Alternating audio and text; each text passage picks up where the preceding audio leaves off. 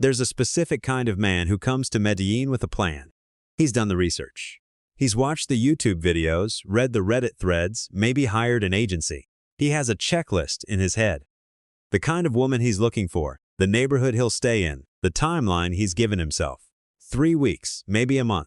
Find the right woman, build something real, come home and figure out the logistics later. I know this man because I was this man, and then I became a worse version of this man. And then I spent 7 months watching the whole thing collapse slowly enough that I kept thinking it was still going to be fine. The woman was named Catalina. The city was Medellín.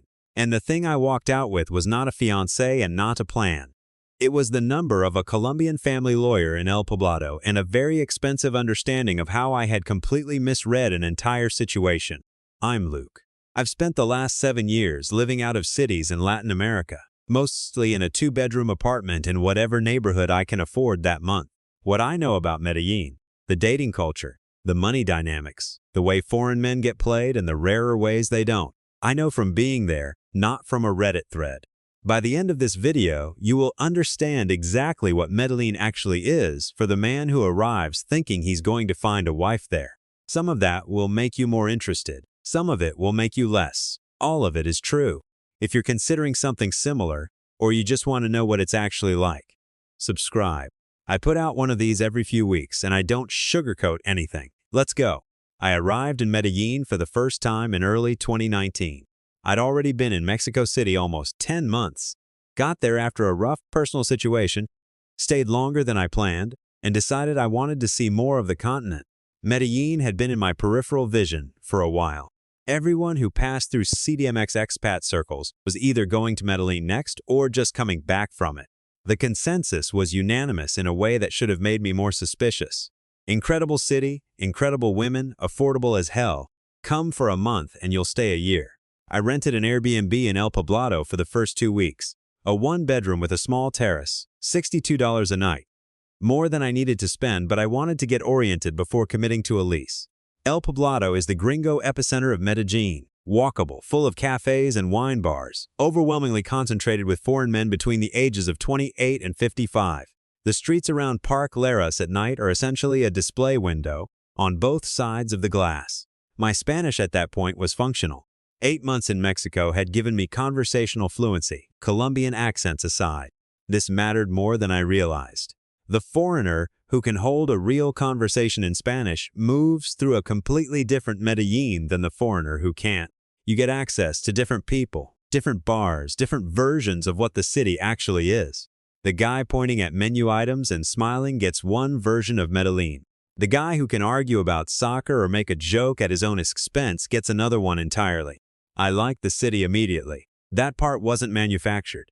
There's a pace to El Poblado that's hard to describe. It's busy without being brutal, social without being performative the way some cities are. The weather in Medellín is the same every day, which sounds boring until you've lived in a city where weather is a daily negotiation.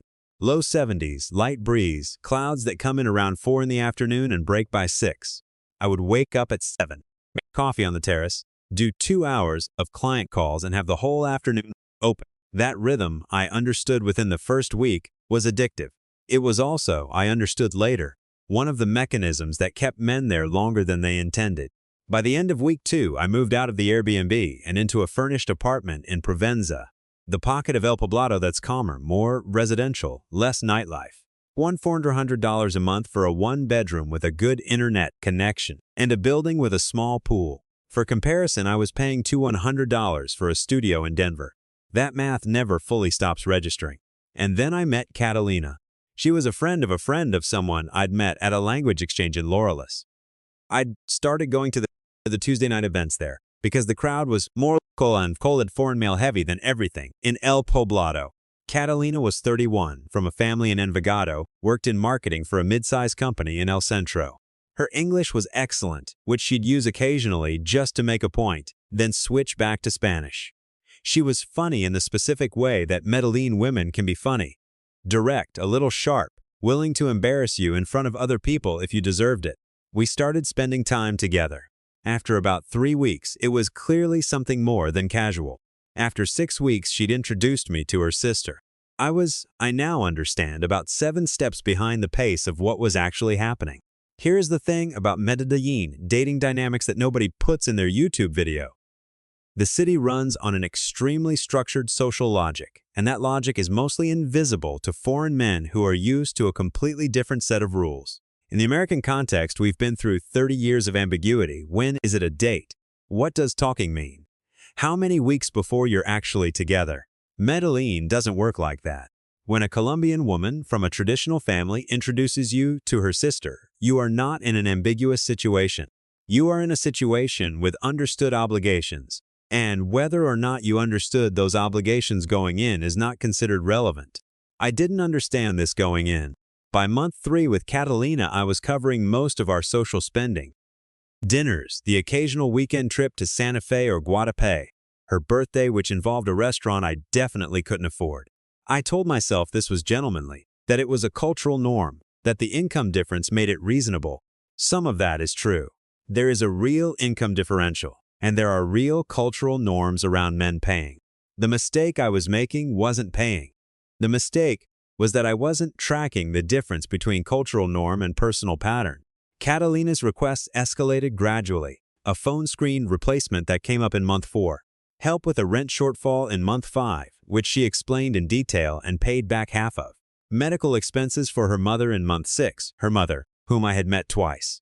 By month 7, I was $9,000 into something that had started as dinners and become structurally impossible for me to exit cleanly.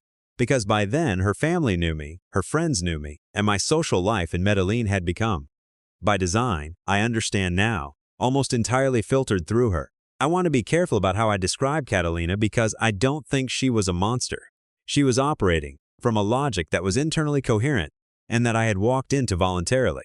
She identified what I was, she understood the situation better than I did, and she acted accordingly. The fault was mine for not understanding what city I was actually in. I'm not telling you this to scare you away from Medellín.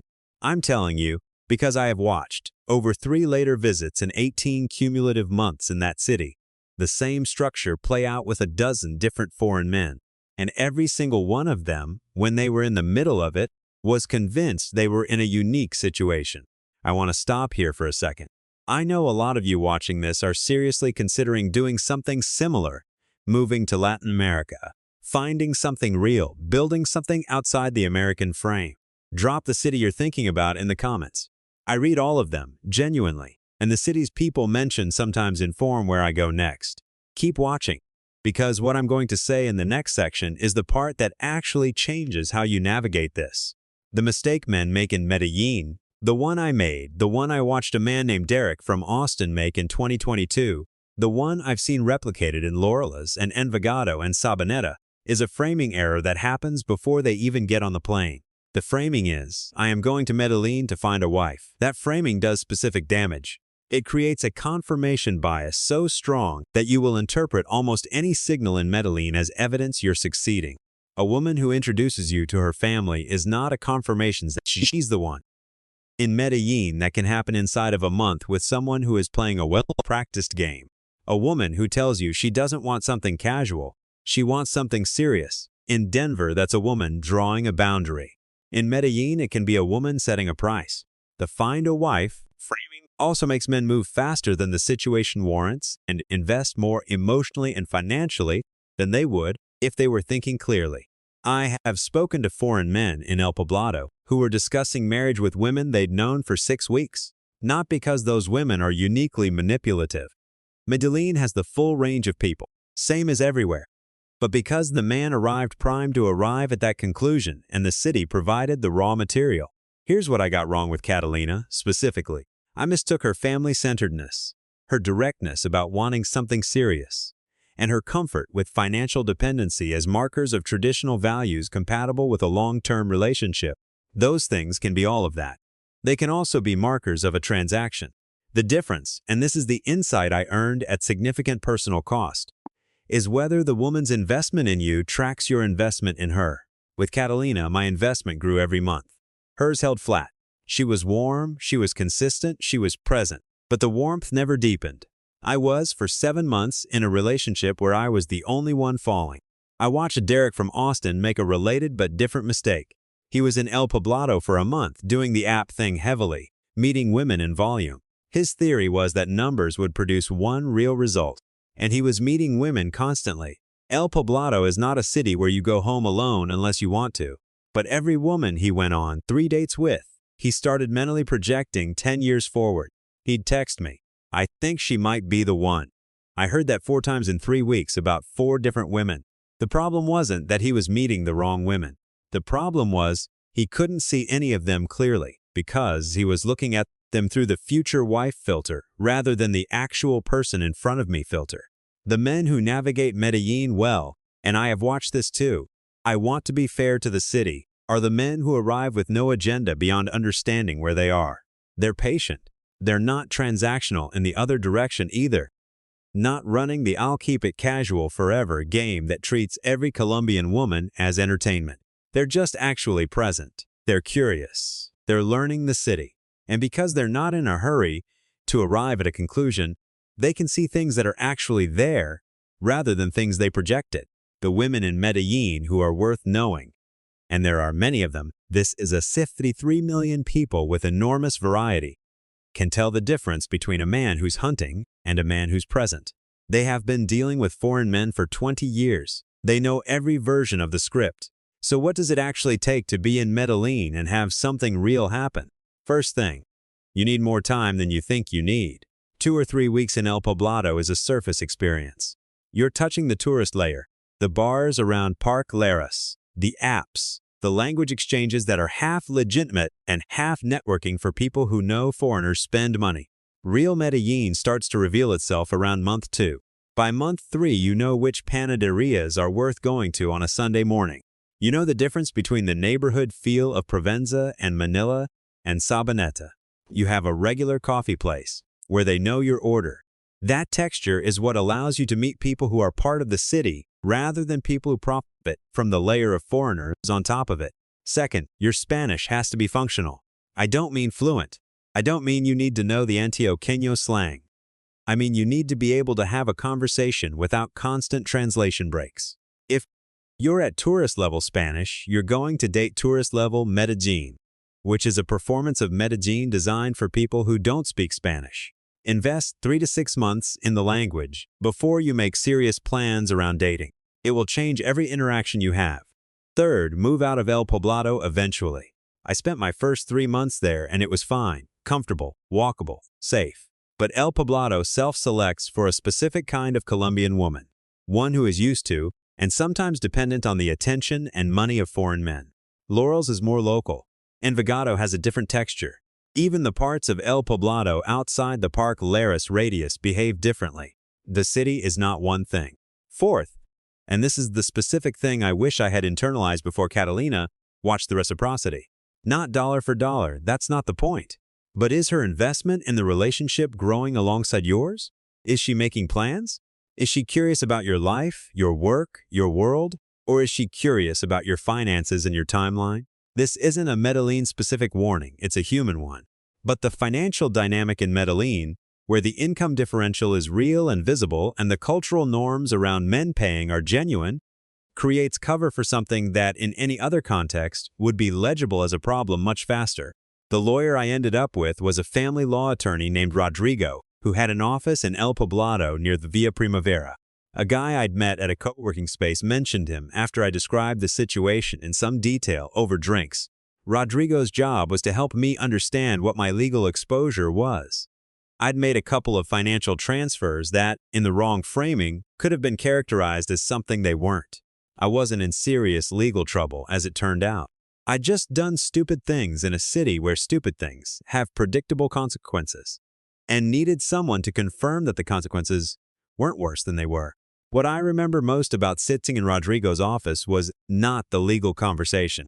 It was looking out his window at the street below. This completely ordinary street in El Poblado, people walking to lunch, a guy selling a rip from a cart, and understanding that I had spent 7 months in this city and understood almost nothing about it.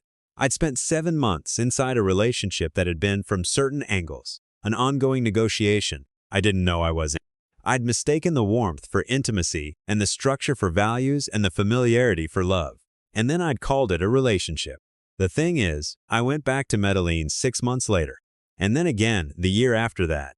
I've spent more time in that city than anywhere except Buenos Aires and CDMX. Because Medellín, when you understand what it actually is one of the best cities in Latin America to live in.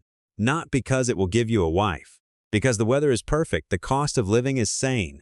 The food in Laurel's on a Sunday morning will make you question why you ever ate brunch in America. And there are people there, Colombian people, genuine people, who are worth knowing. You just have to show up as a person, not as a plan. What I know now, after all of it, is that the men who came to Medellín looking for a wife usually left with something else.